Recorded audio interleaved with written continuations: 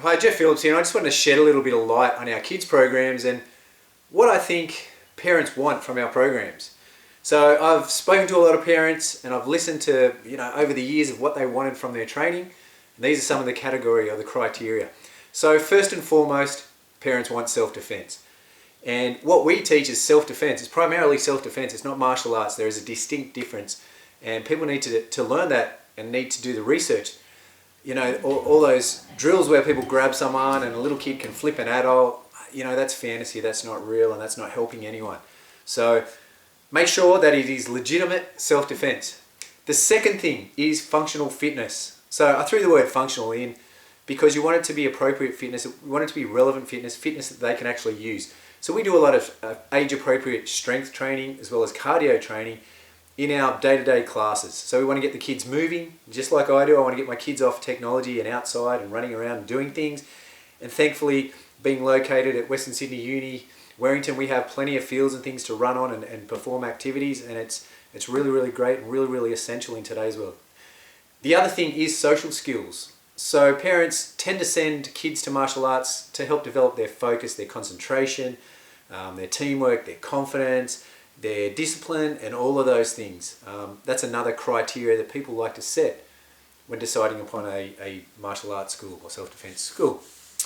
The next thing is, or number 4, is to build resilience or just to simply toughen up their kids. So many people send their kids in to be toughened up. Society has taken away many of our kids' opportunities to be physical. What we do is we give them that opportunity to be physical, that opportunity to, in a safe and controlled environment, that ability to succeed and also the ability to lose. Like, we're not one of those associations that give out participation certificates. Everything has to be earned, okay? It's not given, it's earned.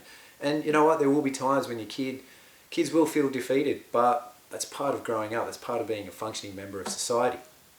And the criteria that we set is we need to address bullying. Now, we get a lot of kids here who need assistance because they're being bullied. Now, one little thing that I need to make clear is just because someone has a black belt in something or is an instructor does not mean that they're qualified to teach bullying. Punching and kicking is one thing, but bullying is far deeper than that. It's far more complex, and there's not too many instructors out there that truly comprehend it. I worked as a bullying advisor for schools for a number of years in my time as a school teacher, so we make sure everything that we teach is relevant, is up to date, and is useful. The last criteria we set, well, to make sure that the kids want to come back, it has to be fun and it has to be engaging. So we try to include that in our activities because, let's face it, if the kids don't want to go, then it's really tough for you as a parent to try and drag them along. So basically what we do in every single activity that we conduct, it has to tick 4 of those 6 boxes, otherwise we don't do it. For example, a little boy doing a kata. Now, in my opinion, kata ticks no boxes for self-defense. It doesn't tick any for resilience. It doesn't deal with bullying. And a lot of people tell me it's not fun, and that's why they leave such martial arts. Where it may tick some boxes is functional fitness and also social skills, because it's obvious he is being attentive. So that's a no from us. It's only 2 of 6. Same with this guy. This is probably the worst way you could position yourself in a self-defense situation. Something that doesn't help with bullying or resilience, and it's not too much fun punching the air. Same sort of deal. Functional fitness is better doing nothing, and he's also concentrating. But again, 2 out of 6, it's a no from us. And lastly, if your goal is self-defense, have a look at the drills that you're doing. Have a look at the instructor. Does that attack look real, or is that how someone would grab them? And I know you've got to be careful with kids and all the rest of it, but he's actually not trying here. So this kid is getting a false sense of security, which is potentially dangerous. So just look at it with a little bit of common sense.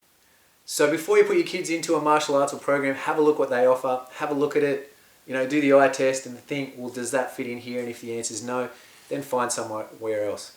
We're available in the Penrith area, we travel. Look us up, stay safe.